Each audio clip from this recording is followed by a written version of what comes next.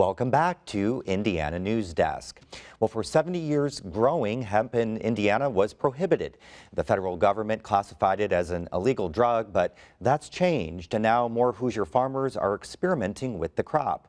Reporter Brock Turner joins us now. Brock, what led to the change? Yeah, Joe, the 2018 Farm Bill effectively gave Hoosier hemp farmers the green light by decriminalizing portions of the crop. The Indiana legislature then set up a program, and a small number of farmers are currently growing on a trial basis throughout the state.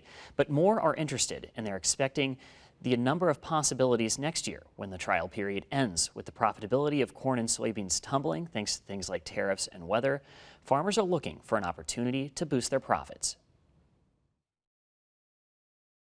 More than 150 farmers gathered in for sales earlier this month to learn how to grow hemp next spring.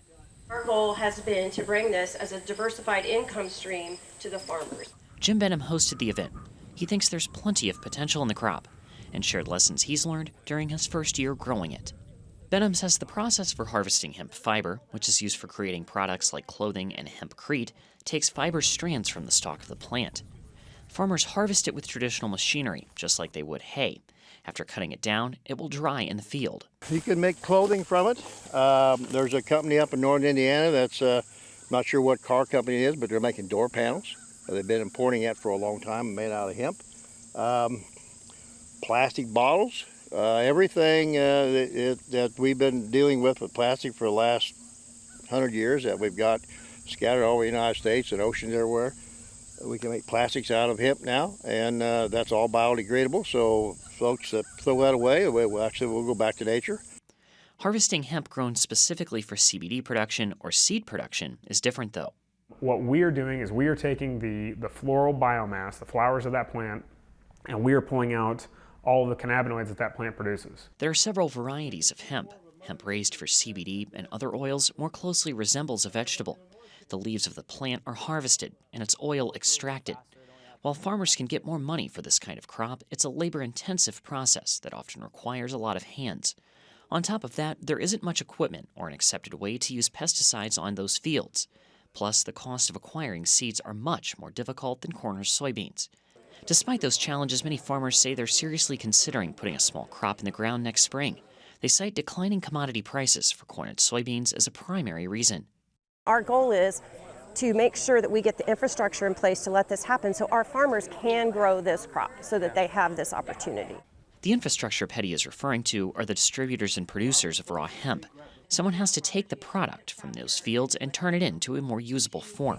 Run it through a machine that would actually strip all the leaves off of it. And then we take them leaves after they've been dried. Chris Moorman does just that. He processes hemp for CBD and says farmers can store hemp once it's dry for 6 to 9 months.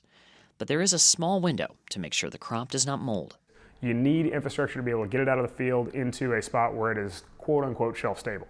Now obviously you don't want hemp sitting around on the floor for 5 years, but you can get it to a point where you've got a 3, 6, 9 month window to process it. Moorman says he doesn't have the capacity to produce more hemp or plans to start processing other varieties.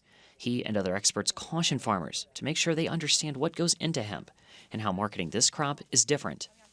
Get with some people who understand what this looks like, because this is not like corn and beans where I can drive to the elevator and even if I don't like the price, there's a price to be paid.